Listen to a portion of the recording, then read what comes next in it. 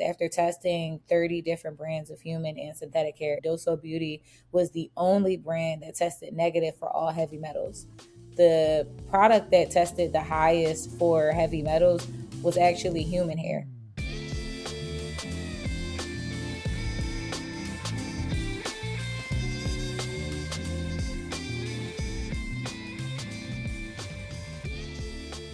Welcome to the Kickback with Keri podcast. I'm your host, Keri Henderson, and I'm excited for today's guest, y'all, because she was here last year and she said she needs to come back for a part 2. Kadidja Dosso, the founder of Dosso Beauty, is here to talk about all the things Dosso Beauty has been up to within the last year. If you guys are not familiar, Dosso Beauty is a 3-time clinically tested, non-toxic, hyperallergenic braiding hair brand. Consumer Report recently released the results of a new braiding hair test, and the results were shocking, at least to me. So we're going to be talking about the results of that Consumer Report. We're going to be answering some of your most pressing questions around scalp health, the different types of braiding hair available, and we're going to be addressing some of the pushback that is often received around the price of non-toxic braiding hair. And we're talking about the challenges Kadidja has faced as a Black woman founder in this hair care space. If you enjoyed the first conversation, or if this is the first time you are hearing about Dosso Beauty and you've been curious about non-toxic braiding hair, this is an episode you don't want to miss. For those of you who are listening, if you watch and listen to the podcast on YouTube, the video that we did last year, the conversation we had last year went crazy in the last month. I don't know. Everybody was looking for Dosso Beauty, looking for non-toxic braiding hair. We're at 11,000 views. So check out that video if you haven't seen it. So Kadidja was like, yeah, I need to come back on the podcast for a part 2. So Kadidja, thank you for joining me again. Keri, thank you for having me, girl. Of course, anytime you want to come, text me, call me, send me email, send me DM, you know, all the things. You. But for anybody who's new, who is just coming across this video, like you just searched Dosso Beauty online, you're looking for it on audio, YouTube, give everybody a little backstory on why you started Dosso Beauty. Yes, for sure. So, y'all, I'm Kadidja, as Keri mentioned. I'm the founder of Dosso Beauty. We are the leading clinically tested non-toxic braiding hair company. And I started the brand as a lifelong dream of mine of building an organic beauty empire. But the medium of braiding hair specifically is because I had a really bad allergic reaction to a product that said it was supposed to be pre-cleansed and pre-treated, but it was not. So I really took a lot of blood, sweat, tears, time, other additional reactions to make sure that I'm providing you all with, again, the premier clinically tested non-toxic braiding hair in the world. I'm worldwide, okay? We can't do that. I'm worldwide. We worldwide, baby. So, yeah. She said, put some respect on my name. So yes. Last year when we chatted, one Consumer Report had come out about some of the most popular, non-popular braiding hair brands that we have been using for decades. And they were all found to have, you know, toxic chemicals and things like that. And then recently, Consumer Report just launched a second test results. And I wanted to have you back on too to talk about that, because I was a little bit surprised about the results, especially because this time they tested human hair, they tested synthetic hair, and they did test some brands that claim to be non-toxic, including yours. So talk to us about that Consumer Report, you know, I guess how it came about, and the remarkable and surprising results that came out of that report, because I was shocked. And I was shocked too because I had just done a video on non-toxic braiding hair brands. Yes, and some of the brands I featured on that Consumer Report list, and I was like, I might have to do a part 2. So right. Yes. No, for sure. So after the first Consumer Report came out in 2025, and around like late February, early March 2025, a lot of consumers just in general were throwing alternative brands, right, that were claiming to be non-toxic to Consumer Reports. And so they said, you know what, we have to do a deeper dive on this.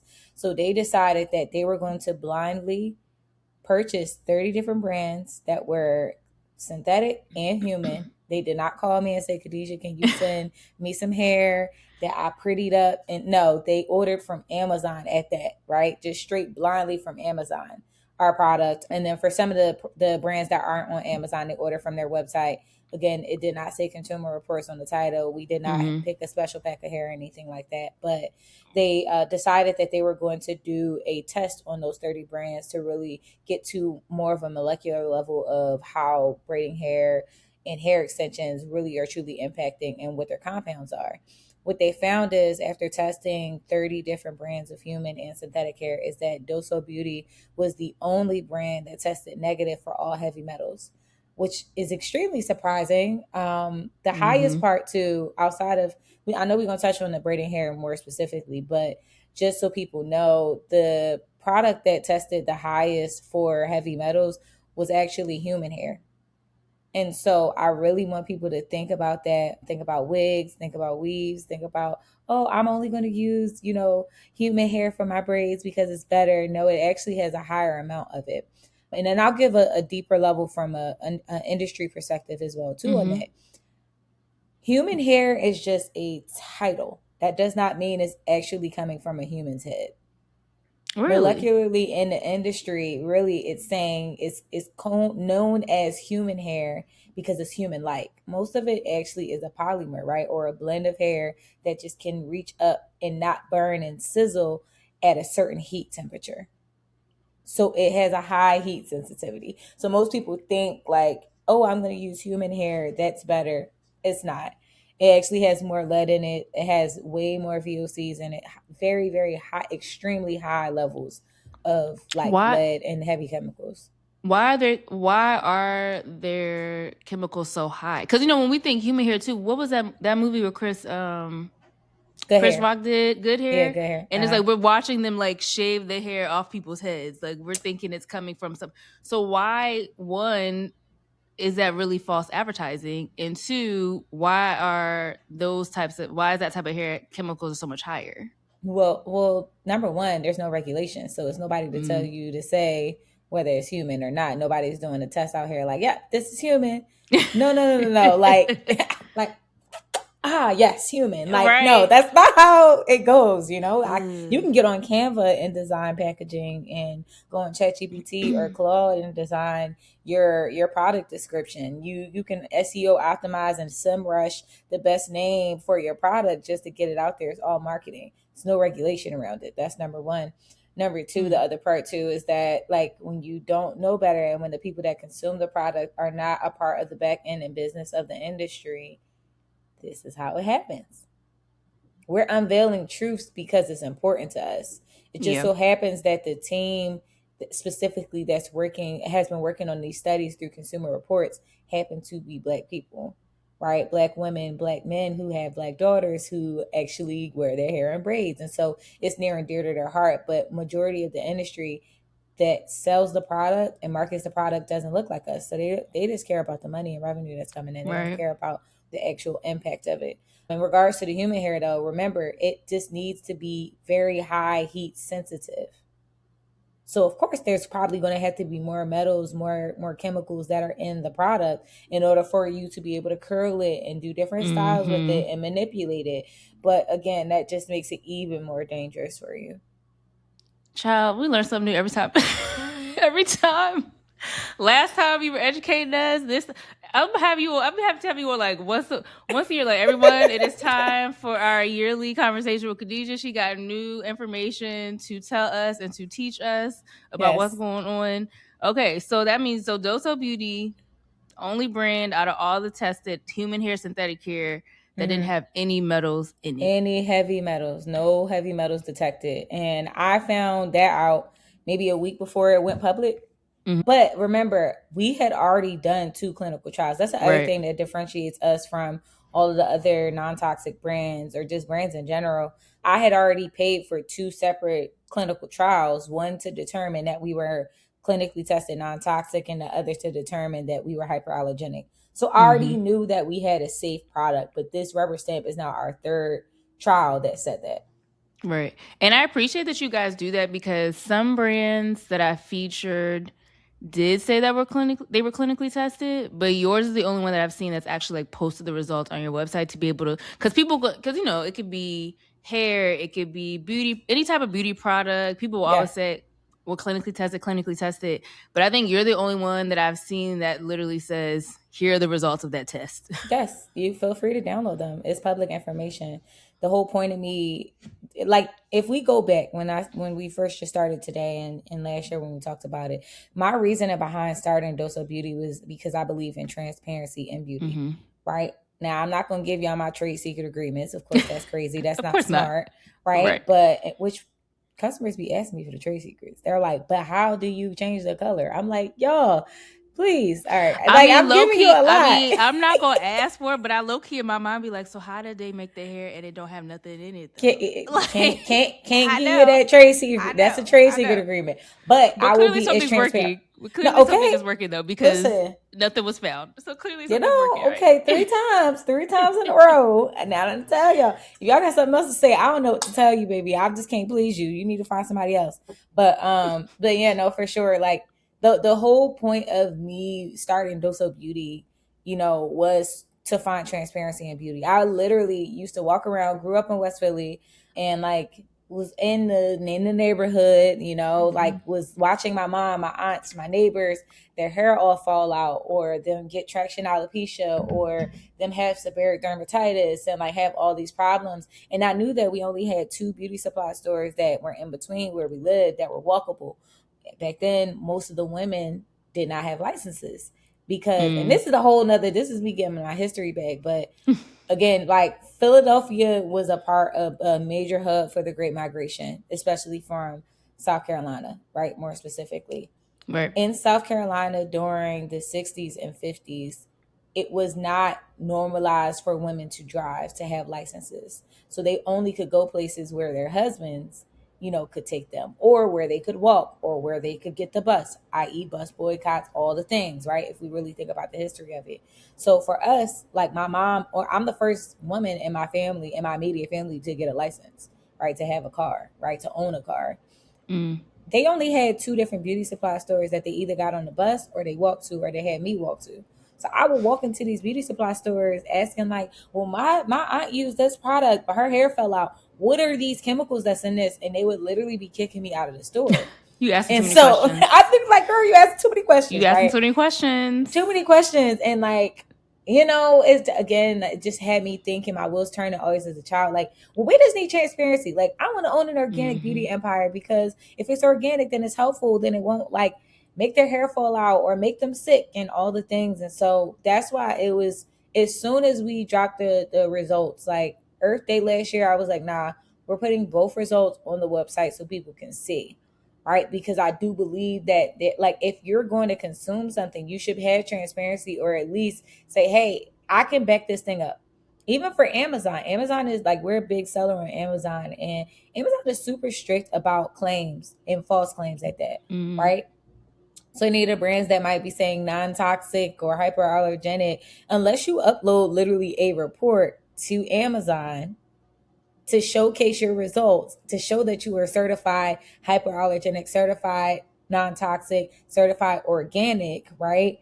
You cannot make those claims and put that title in your description or in your actual product name. Yeah. Well, shout out to them for at least being strict in that sense. Right. And listen, that's the one thing they're doing right. Because okay. yeah. That's what I'm saying. That's what I'm saying. Okay, well then, knowing that, let's get into some of these questions that people had. We had quite a few. So speaking to, and I guess this kind of Dosso Beauty kind of answers this question, because one of that I had was from somebody who, one of the audience, they said, what impact does braids have on people with eczema, scalp dermatitis, psoriasis? Are there options of hair or hair products that won't cause one to flare up for those who have scalp sensitivities? Yes. So, excellent question. The first thing is, if you have any of those scalp conditions, I highly suggest, or even if you think you do based off of videos, research that you've done, I highly suggest you do two things. The first thing is going to see a dermatologist. That's number one. And the second advice to that is to see a trichologist. Most people do not know what a trichologist is. And I think we talked about that last year, Keri, but a trichologist basically is a merge between a dermatologist or a hair doctor of sorts, right? So they're able to scope your scalp and really like give you a good, deep understanding of your diet, your blood type. Maybe it's something that you're eating. Maybe it's your lifestyle. Maybe it's something that you're consuming. Maybe you need to change, some of the products, but they can tell through your hair what's really going on, right? And help to treat it, right? So like a dermatologist can't treat alopecia, right? Like they can give you medicated shampoo for your scalp, but that's really just to clean your skin. We have textured hair. So just because you're stripping the scalp of all of the dead skin and everything like that does not mean that the other products or that shampoo that was a prescription is nurturing and moisturizing your hair appropriately. So I really suggest that you go to see a dermatologist and a trichologist if you're experiencing those issues.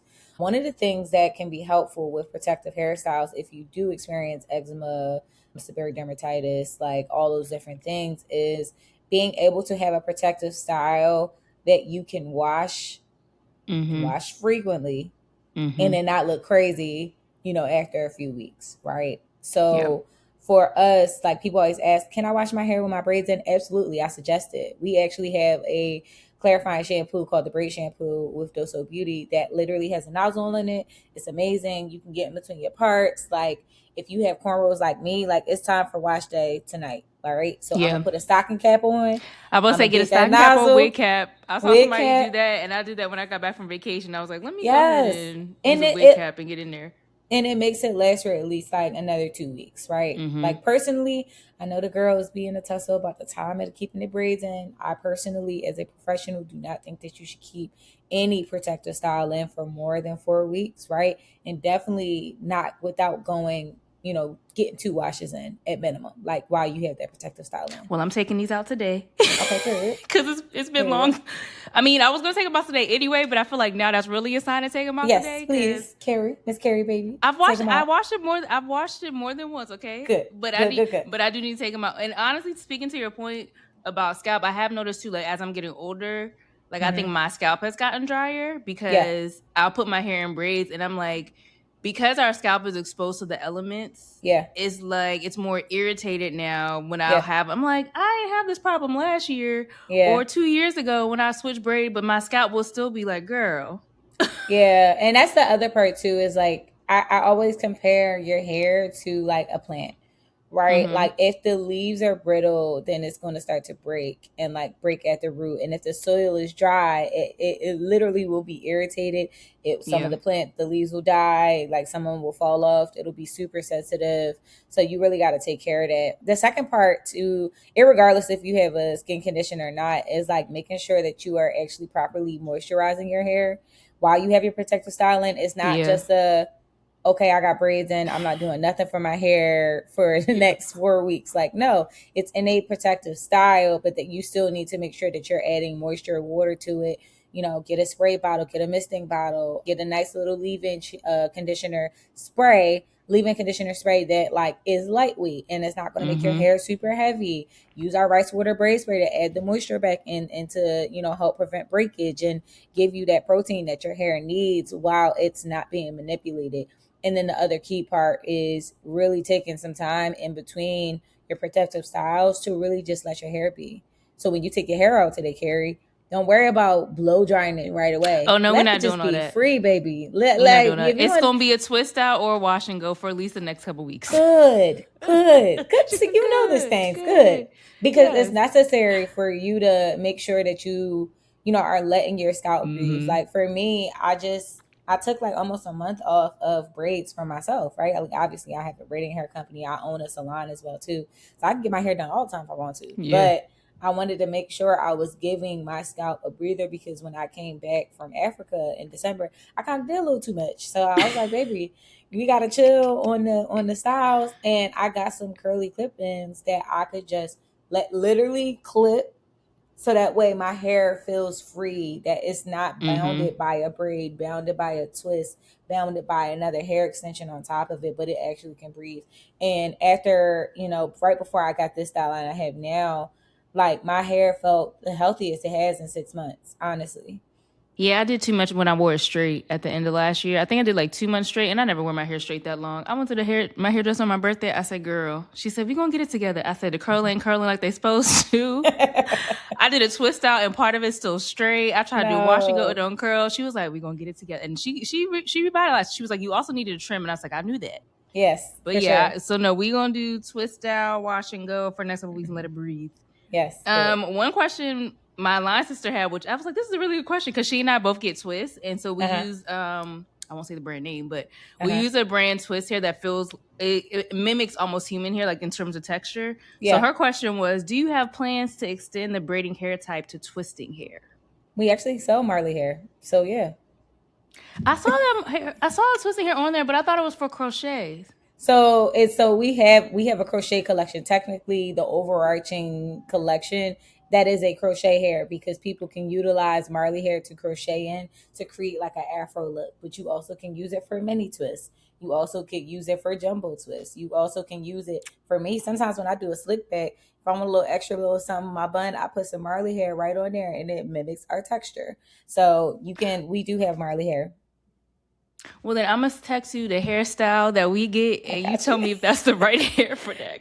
I got Because you. we do like the hairstyle too, because we have the same hairstylist, and she Okay. doesn't do our roots tight. Like when she Good. did my hair the first time, I was like, "You sure these not gonna fall out?" Right. Because she's not into like doing being tight at the scalp. Like literally just Yeah. puts the hair in and twist it, Yeah. so it looks very natural. Yeah. Literally looks like your hair, and it lasts for weeks. But I was just like, oh.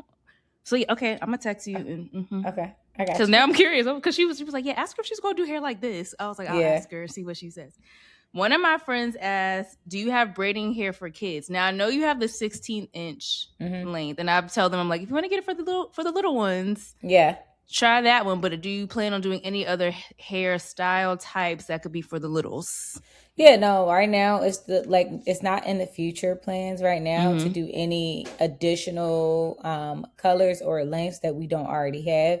We Okay. actually used to have 175 different like colors, styles, etc. Crazy. Bad business, y'all. Bad business. Bad Why? business. Tell us why. Because each color, number one, every single color or length change, you need a different barcode for, which costs a lot of money. Mm-hmm. GS1 costs a lot of money. Number two, that means you're gonna have to keep up with the demand. So, for example, instead of me just having 20 solid colors, right, I now have to spend money on 60. And if I only have a certain budget because I have no investors, it's just me. Now I kind of got to gauge what to buy more of. And then people always surprise you because when I Yep. buy a ton of something, now everybody wants what's about to be sold out.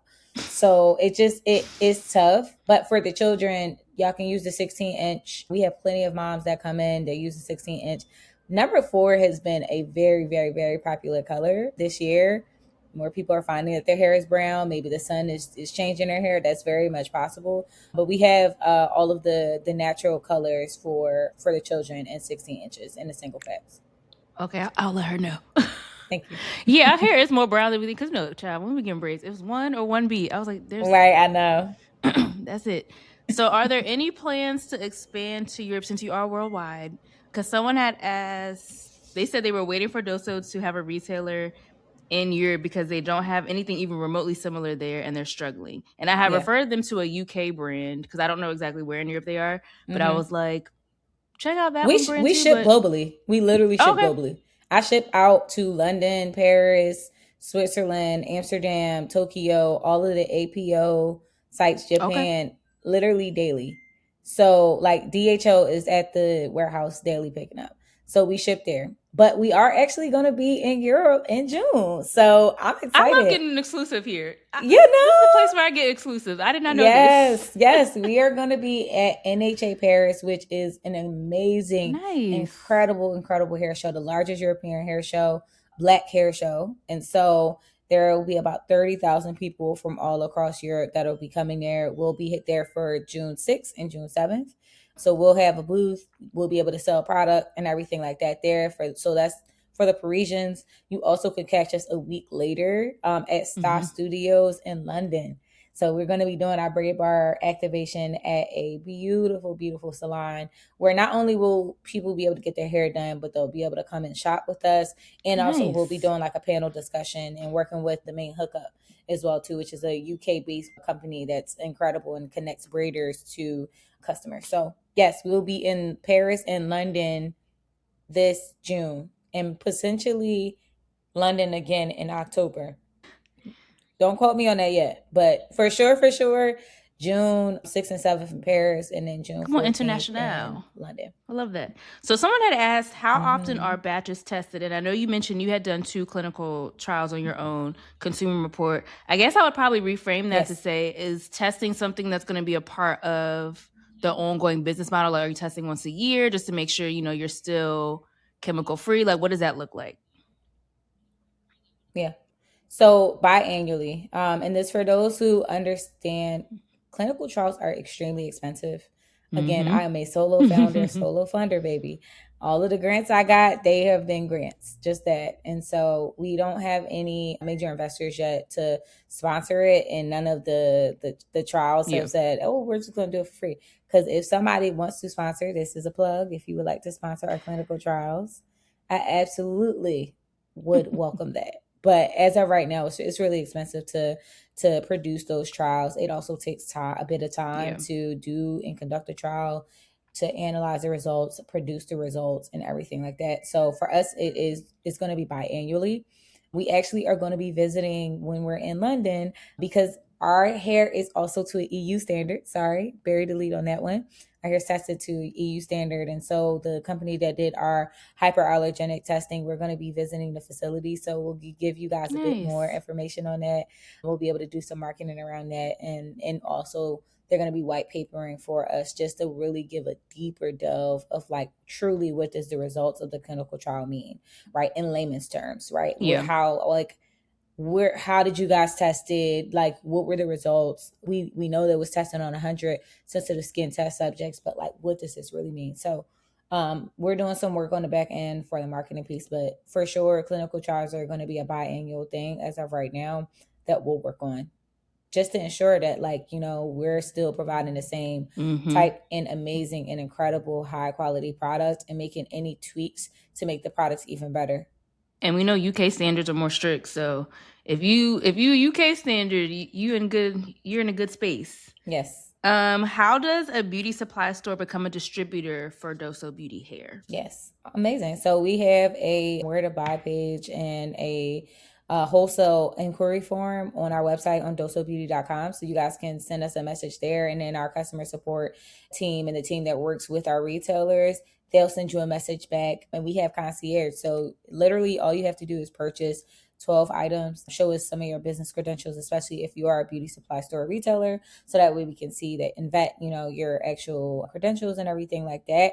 And then you can start selling the products, even for stylists as well too. All you have to do is purchase 12. That's our minimum quantity. Purchase 12, get 30% off. You purchase 30, you get 40% off. You purchase 75, you get 50% off, right? And that 75, it doesn't have to be the same color, but the same product type, right? Gotcha. And so that's something that you can automatically do directly on the website. But if you want to make sure you get into our actual funnel marketing, become a part of our Braid Corner, become a part of our Where to Buy page, and be an official vendor and get that certificate so you can put it in your store and salon, then you can just go ahead and send us a note on our wholesale inquiry form, and then we'll get back to you. Okay.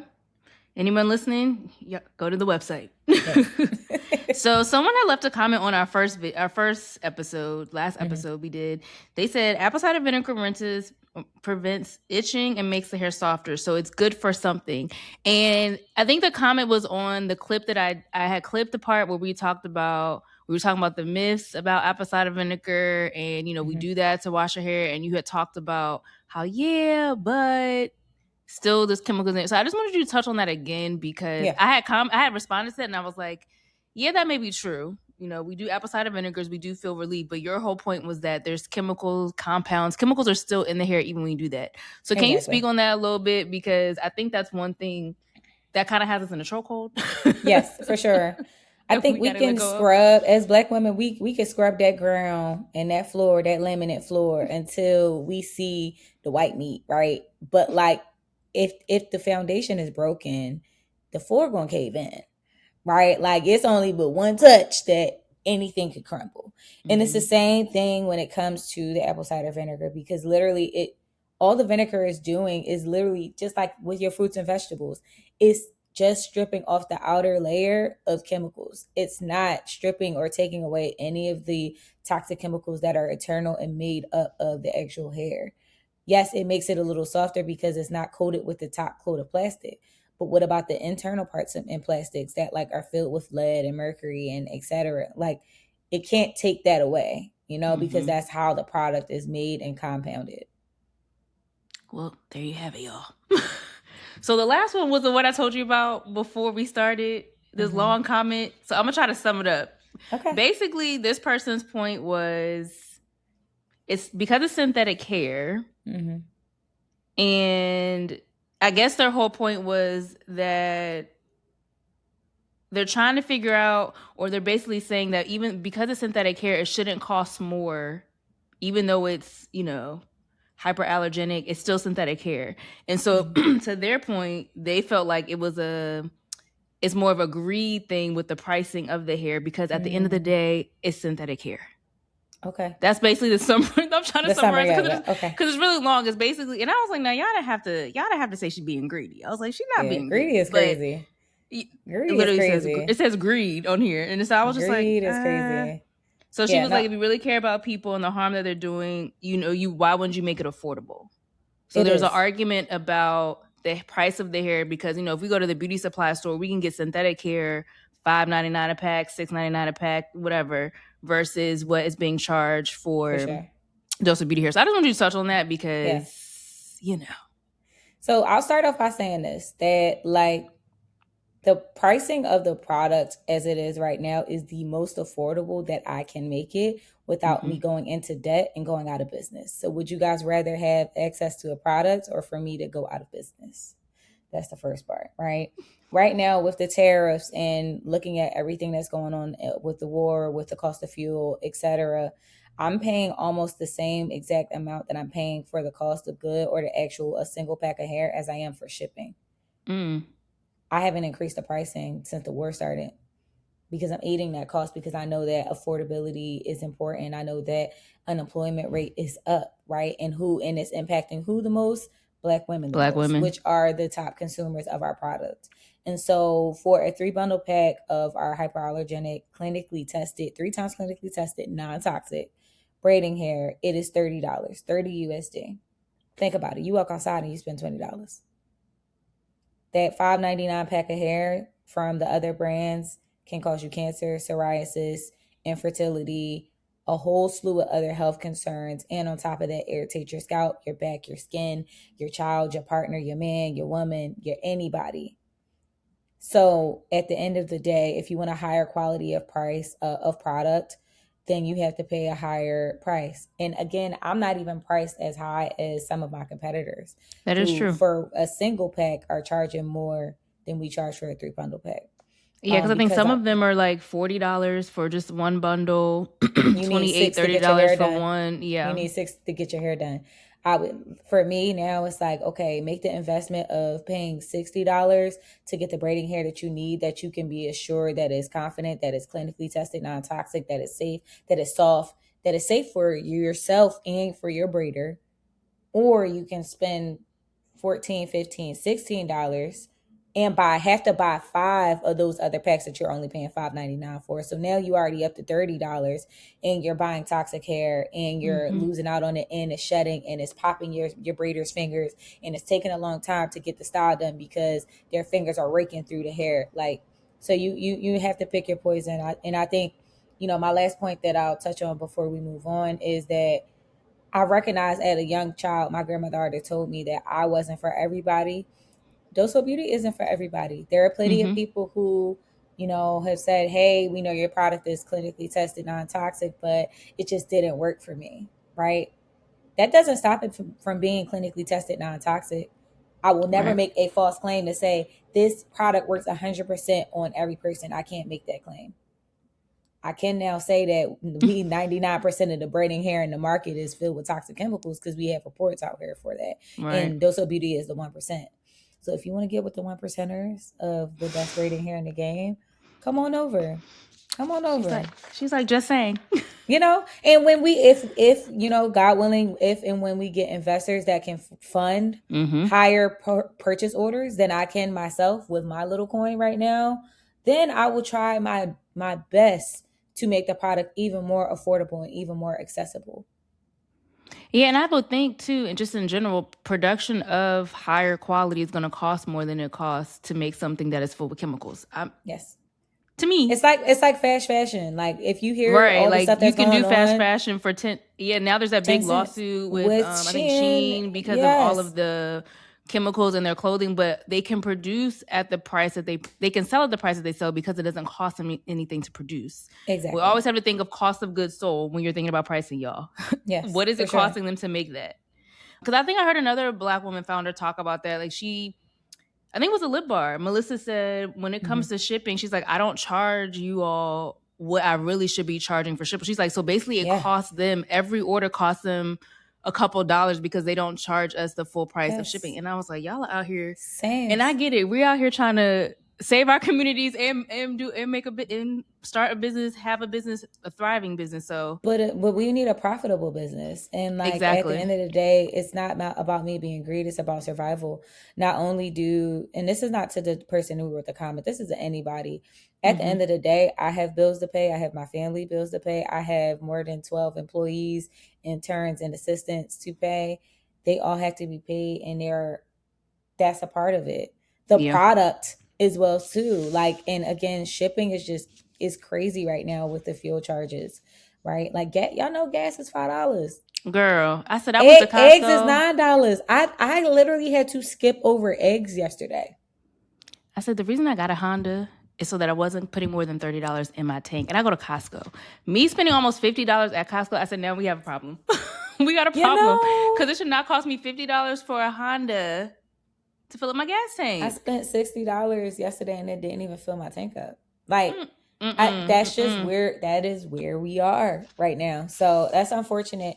But again, my as a founder, as a Black woman, as someone who does come from poverty, I know how important it is for us to have accessible products. I Yeah. think that we need to pick and choose what we decide that we're going to die on the hill on. And if it's going to come between me and my health, I'm always going to choose my health versus compromising it. Right? We Amen. spend $30 on a lot of other stuff that we probably shouldn't be doing. And on that note, I wanted us to talk a little bit because you are a Black woman founder, and we saw earlier this year Hanifa take a pause in Yes. production. And I wanted you to talk a little bit about some of the, and then you kind of talked on it just now, but some of the challenges you face as a Black woman founder, especially as your business has grown. Because I feel like you were doing extremely well when we met last year, but I feel like Mm-hmm. since then it's been like Yeah. times 300%. 10, like yeah, Yeah. it's been crazy. Because I even remember when that report came out and the orders had started again. I said, I'm glad I got my order before that consumer Yes. report came out, because then Please. you were like, yeah, y'all, I said, let me go ahead and place that order. So Yes. talk a little bit about the challenges that you face as a Black woman founder, and Yep. what you would hope people would know about being a founder in that journey that they may not, consider when we're talking about all this online criticism and Yeah. all these campaigns that happen online when, things aren't going the consumer's way. Right. So first and foremost, let me just say it's so funny. I just filled out a grant application and I actually shouted out Anifa and Hanifa as a brand or a founder that inspires me. And I'm saying that because it takes a strong and really disciplined founder to say, hey, whoa, we need to take a beat and take a pace. There's Mm-hmm. many times I probably should have paused as well too to make sure that I came correct, honestly. But that's not how I operate, right? Or how I've operated, especially because, I'm a solo founder. Yes, I have an amazing and incredible team, but I'm really the final decision maker when it comes to everything. Right. Mm-hmm. I built this thing from the ground up. I have amazing mentors, but I'm still building my board of directors. I don't have any investors. So really is I'm the only person to answer to. And so the first thing that I'll say is some of the struggles that I have sometimes as a female, a Black female, a young Black female founder is gender, right? Gender as far as providers are concerned. Because yes, like our hero product is a braiding hair. But again, going back to the accessibility piece that we kind of just touched on, that was always my main goal with Dosso Beauty is to make our product accessible and to create a digital e-commerce store that felt like the better version of my experience that I had at those beauty supply stores. And so I deal with different technology providers on a day-to-day basis, or I get cold emails and about 40 cold calls a day saying, "Dear sir," or if me and my CTO, who also is a Black woman, hop on the call, they're like completely surprised by the fact that, you know, it's two Black women hopping on the call, and, you know, they were excited to meet this, oh, you have an incredible website, and, you know, it's been optimized, but they didn't realize that a Black woman built that website, and that Black women are running and helping that website. And so I think that sometimes people I think stereotype me, like they think, even that we did the World Natural Hair Show last week, right? And we had a partner that was there, that he was a white guy and was at the booth, and almost half the people that walked up that weren't familiar with the brand asked, "Oh, is he the owner?" Really? For a braiding hair brand? Because it's crazy to me. But remember, Keri, stats, you know, I love the stats. Yes. Less than 3% of the ethnic hair care market is owned by Black women. Black people. Almost around maybe 1-2% Black women. Because the other Black people are Black men, hold ownership more over textured hair care and over ethnic beauty than Black women. But we consume 89% of it. I would say we consume the most. That's just the crazy part, you know. That's the crazy part. So that's the gender bias, I think, is really a tough one, but something that, like, not that I'm not used to, right? So yeah, I can get through that. Funding is a huge problem, right? Like VCs and private equity firms and angels throw crazy amounts of cash at ideas from people who don't look like us, or they have this new AI tool or whatever the new tool is. When people are in real life buying my product, I'm selling tens of thousands of products and units per week, but it's hard for me to get funding to get a purchase order, right? Like that doesn't make sense to me, right? Listen, right? I looked at the requirements for angel investing. I'm close, child. I'm like, Lord, figure it out, because that's on my list of goals, is to be an angel investor. An angel, exactly. Because I would just be like, here y'all go. Here, you know, because at the end of the day, like, I have a valuable product that has proof of concept. We're in market, we're at hyper growth stage, but it's still like, I still don't have any investors yet. You know, so I got a bunch of people who could potentially be investors that purchase our hair direct to consumer, but nobody is taking the leap of faith to say, hey, I'm your number one investor, aside from Black Ambition Prize. And there's another company that we're courting right now to see, like, if they actually truly are just like, oh, name, image, likeness, or if they really are invested in the growth and potential of Dosso Beauty. So investment and like financial backing, that's something else that's like another super hard thing. Keri, the one thing that I think has been on my heart this year, that, not that it wasn't a thing last year, is that for every amazing praise that we get from consumers that, you know, say that we've changed their lives, that we've changed their daughter's confidence, that we changed their confidence, that we helped them to find their way towards their natural, loving their natural hair, loving their natural selves, there are some really, really not nice people out here that have said some really mean things to me and my staff, including the comment that you read out. Like that's to say greed, but you don't know who I am and you don't know anything about me isn't. Google me. You'll see how much I give to people, how much I give myself to everybody, that I barely have stuff for myself. But like, like, Google me. Google all the things I've been a part of. Google my story, understanding my story, and you'll see that greed and Kadidja will never go in the same sentence. Exactly. So there's just been some really nasty comments, and the tough part is that those women look like us. They're not random people who don't look like us who are spewing hate about racism. But I've gotten, at least this year alone, almost 7 people say, this is why I don't support Black-owned businesses. And these are Black women that are saying this to me. And so that's a bit of self-hate that I just don't align with. And again, going back to that earlier point that I made, I know for a fact that I'm not for everybody, and that Dosso Beauty isn't for everybody. And people that are hateful, people that, are not nice, people that don't have good spirits in them, I don't want them in Dosso Beauty's product. Please be clear. If you decide that you want to do a chargeback because you're just being nasty and evil, or you think I'm being greedy and you want your money back, your $30 back, your $60 back, absolutely, I will make it 50 times over because I have a good spirit and because I know what I'm doing is far beyond me or anything I want to do. I'm doing the Lord's work. So it's going to come back to me tenfold. Take your money back. But people that are like that, that choose to do chargebacks for small businesses without understanding the repercussions aside from us forcibly giving you their money back, our score is going down with whatever platform we're on. Also, we have to pay a chargeback fee that dips into our revenue, that dips into our payroll, that dips into our product, that dips into our operation. Like, it dips into everything. And so if you can't be a conscientious thinker to say, hey, every action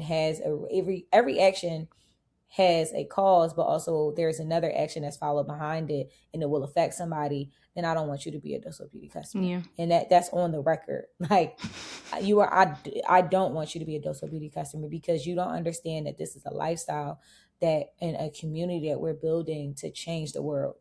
And you only want people that are in alignment with that. That's it. Ooh, yeah. Listen, it's tough skin to be a founder. Okay. It ain't easy out here. It ain't easy at all. But you're doing it. Listen, and doing it well. You doing it. And doing it well and grateful. And it's such a different place than I was last year. Because last year was like, I was overwhelmingly happy that it was so many people, more eyes on the product. But I have so much more confidence and assurance in the product, but so much more peace with saying, hey, like, I am actually a human outside of just being the founder of Dosso Beauty. Mm-hmm. And like, I've been leaning into that, which I think has made me a better founder, a better employer, and a better community member, because I'm not eat, sleeping, and breathing Dosso Beauty 24/7. So it's kind of like, now I get to lean into the things that I love doing, like cooking. I just made 2 different simple syrups and a sorbet this morning. Okay. While watching church. Like, come on, like, I know that's right. I love that. Like, that's my jam. Now I can cook more. Is that the biggest thing you learned about yourself this last year, is that you had to make more room for living outside of just being a founder? One of the biggest and hardest lessons that I learned, yes, is that like Dosso Beauty can't be Dosso Beauty if I'm not being me, right? Yeah. I can't give my best self. And I do feel like for like the previous 7 years, I slowly became a shell of who I am in the things that were important to me, like travel, like food, like community. And once I started to get away from that, and it's just, oh, what you doing today? Just working, and not really enjoying my life, I realized that like I was starting to resent it a little bit. And it felt more obligatory than like something that's fun, that was a dream, So yeah. I get it. So I wanted to do a catch up because last time we met, we were talking about dream collaboration. So we're doing a check-in to see where we are. Okay. So last year you said you wanted to work with Sienna Naturals, Issa Rae. Yes. Sacred. Yes. And Ulta. Yes. Do we have any updates on those brand collaborations or any other brand collaborations that are coming down the pipeline that you can share? Okay. Have not worked with Sienna Naturals yet. My salon is a part of the Sacred program, but we haven't done a specific collaboration yet. So I'm still working on a collaboration with Sacred. We do use our products in the Dosso Beauty salon.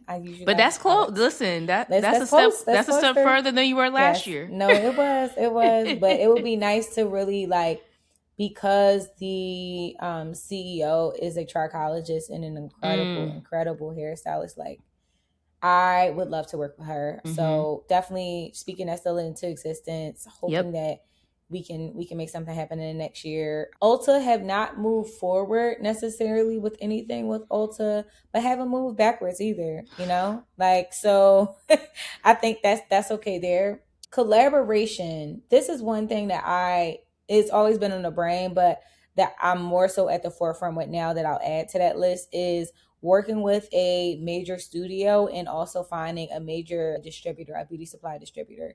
So like this year's goal is to at least get into 2 major beauty supply distributors. And I'll give context there. When you guys go to your local beauty supply stores, they're not buying from individual small brands. They're buying from the distributors, which give them a deeper discount so that they can sell it to you at the retail price that they do.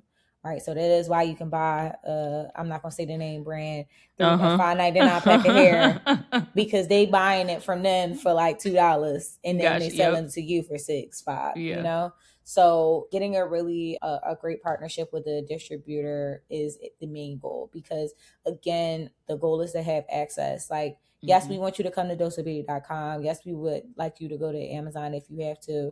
But I still want people to be able to walk in and look at our beautiful display and say, hey, I know that I want Dosso Beauty hair in the color 1B and I need 4 3-bundle packs right now. And they can get it that day. Yeah, that day. Yeah. I know you were doing braid bar tours earlier this year. Are they continuing? Do we have any more coming up on the list? Yes. So as I mentioned earlier, we will be, our third stop will be in Paris at NHA Paris. Also, like, flights are cheap. So if y'all have never been to Paris, I highly suggest you guys try NHA to see so many beautiful Black people, 30,000 Black people in Europe, you know, in Paris at this moment. It's a beautiful experience. It filled my heart with joy, honestly. So NHA Paris will be June 6th and 7th. We're doing London at Star Studios on June 14th. So that's our Euro section of the tour. In the fall, we will definitely be back at Envision Fest in Brooklyn, in New York City. That'll be in the first or second weekend in August. And then we coming back to CultureCon because we're really cute. Oh, nice. Listen, CultureCon last year, we ate it up. Okay. Left no crumbs. They were like, I can get my hair booked out, y'all. Like, we literally serviced over 60 clients over 2 days of getting their hair braided. Men got their locks retwist, like their hair braided. Like, it was a beautiful experience. Nice. So, you know, I've been asking everybody this year their 1 year vision. So if you came back next year for another follow-up, what updates would you want to have for all of us in a year from now? Lovely. A year from now, I would love to again have a distribution deal and make sure that we can say that we're in more than 100 local beauty supply stores and be able to have that information for y'all too, because most brands don't do that. They're like, oh yeah, we're in 500 doors. I need addresses. Like right now on our website, we have an actual tool that's really cool, again, because we're a technology company first. We have a really cool tool where you can type in your zip code and then you can find the local beauty supply store that has Dosso Beauty hair in stock, the local or any stylists that are closest to you that's on our braid corner. And so I want to be able to add to that where to buy page to have, you know, at least 100 doors that we have products stocked in by next year. That's one main goal. Second goal is to hire 2 more full-time people to really focus on sales and revenue growth. And then somebody to really run operations like so it's not me operating. So you can be a CEO. You can be a founder. Yeah, like I just want to be a founder next year. Right? I'm just a CEO. Like that's what I want to do is CEO, travel the world, talk about Dosso Beauty, like make actual real impacts, meet people face to face, close deals, do cool stuff, speak on stage. Like that's where I relish really like well in. Last week I just spoke at Forbes Under 30. I'm a Forbes Under 30 lister from 2024. And I just literally like this past week spoke at the Forbes Under 30 Summit. And it was incredible. Like those are the things I want to do. And I remember us talking about that last year too, when you were taking the headshots and stuff. I was like, she's like, I'm getting my speaker era. I was like, I love that. Yes. She's still there. She wants to get more speaker eras. So Essence, call me. I know y'all all want the braid bar, you know, tour and braid bar. Now that would be good for Essence Fest. For me talking, yes. But to produce those fabrications and staff them, that costs a lot of money. Oh, that would be a lot.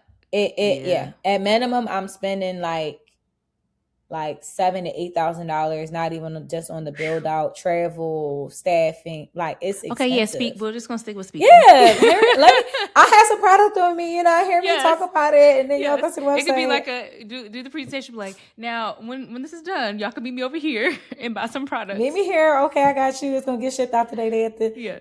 Yeah.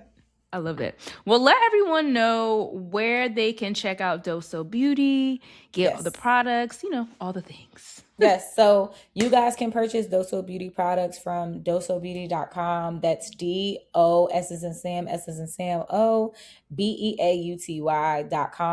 We're also available on Amazon as well too. So you guys can go to Amazon to shop with us.